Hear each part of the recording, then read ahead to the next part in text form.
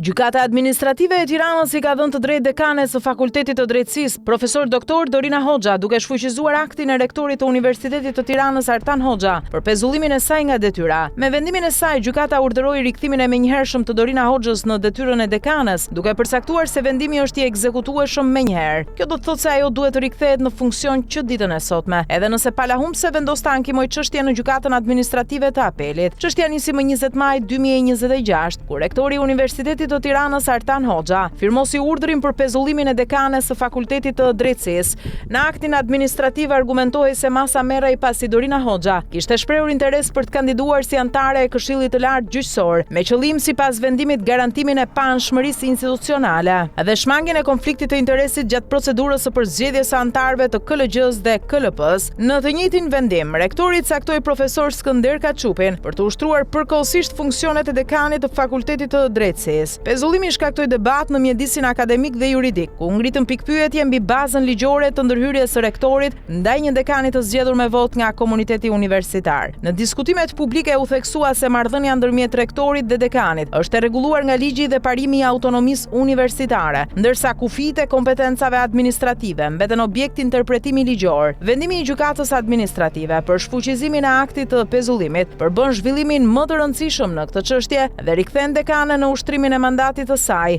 deri në një vendimarrje tjetër përfundimtare, nëse procedurat gjyqësore vijojnë në shkallët më të larta.